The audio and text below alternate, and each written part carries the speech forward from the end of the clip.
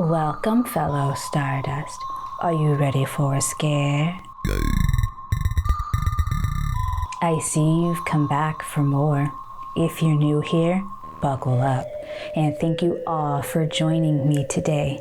My name is DeRay, aka Rainbow Fright, lover of all things dark, creepy, and weird.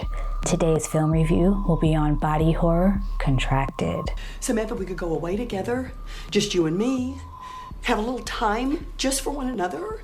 You don't even know what's wrong with me. This story follows a woman who has a one-night stand with a necrophiliac at a party and contracts a virus. She tries to keep it a secret because she doesn't want her girlfriend to find out who's already fed up with the relationship. Najarra Townsend, who plays Samantha, is absolutely amazing as the lead. Her facial expressions and reactions are on point. This film is written and directed by Eric England, and it's definitely not going to be for most people, not even some Gore fans. So proceed with caution if you do decide to watch this film. And I'll give you some warning now that I'm going to be talking about some pretty gruesome stuff. The budget for this independent film was equivalent to the cost of a used SUV. You can tell right away when watching that this is a low budget film. I tend to gravitate more toward independent films, but I watch it all. I definitely do not discriminate. If a good film is good,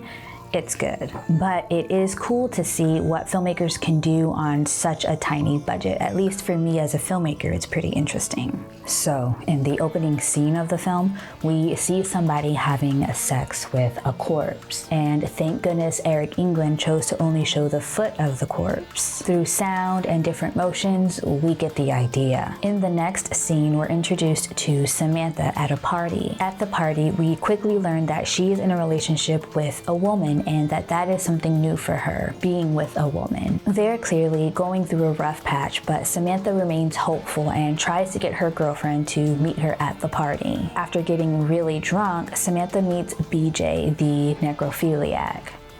BJ. He roofies her, and it's all downhill for Samantha from here.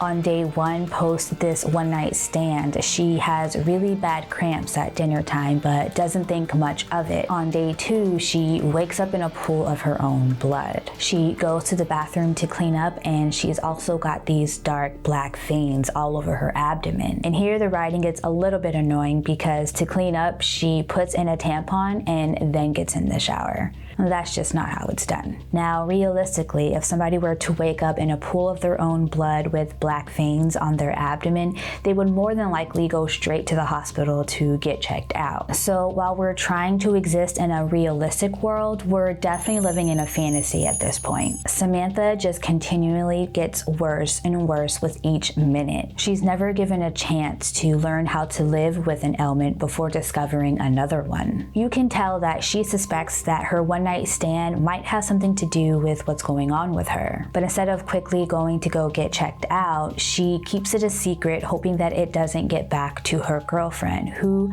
again has seemingly checked out of the relationship. And Samantha's transformation in this is so beautifully nasty. Without the makeup artist Najarra Townsend as Samantha and the cinematography, I don't think this film would be as successful as it is. As she changes physically, her personality is also changing, especially toward the end.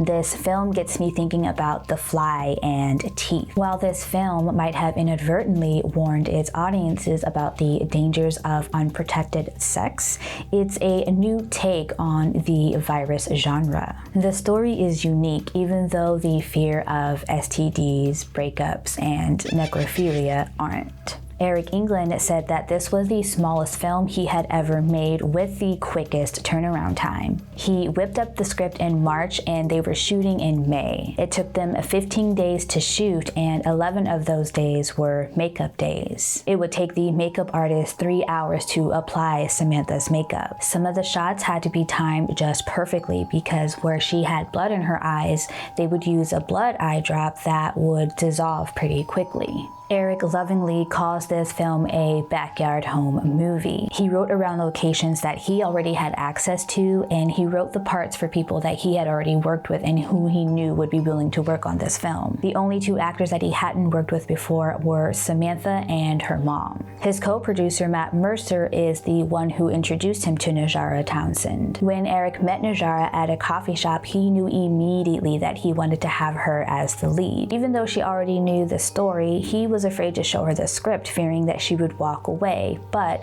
when she read the script, she was even more excited to be involved. Eric is well aware that this story could use a lot of fleshing out. He doesn't really say why there was such a quick turnaround, but I imagine it had something to do with a producer deadline. Somebody probably saw one of his previous films and offered him some money to make another film, but he had to have it done by a certain event date or some kind of other deadline. This movie was such a treat to find. I can't remember exactly when I first saw it.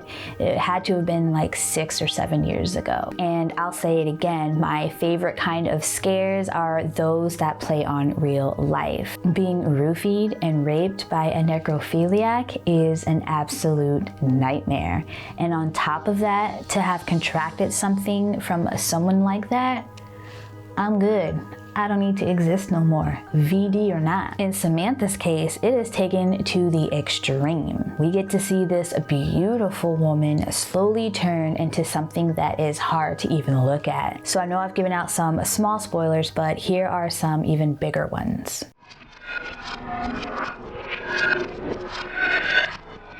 So while this is a fresh take on the virus genre, it also doubles as a zombie film, even though we don't really find that out until the very last scene. Although we can kind of guess that that's what she's turning into throughout the film, because she's essentially becoming undead. Her heart rate is slowing down, food is starting to taste nasty to her, and her body parts like her teeth and hair are falling out. Despite her zombie-like features though, we have two people who are still willing to get into her pants. Again, in real life, nobody is coming near this girl with a 10-foot pole. But for shock value's sake, we see her best friend Alice and her longtime crush Riley jump at the opportunity to sleep with her, which is just fine with me, because then we get to see Samantha vomit blood into Homegirl's mouth, and we get to see Homeboy stick it in a hole full of maggots.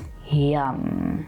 And there's another scene that bugs me as far as continuity and making sense goes. In one scene, she is sent home for pink eye, but later that day, she shows up back to work to have a drink at the bar, which isn't likely what would happen. I feel like that scene could have taken place anywhere else and we could have gotten the same information.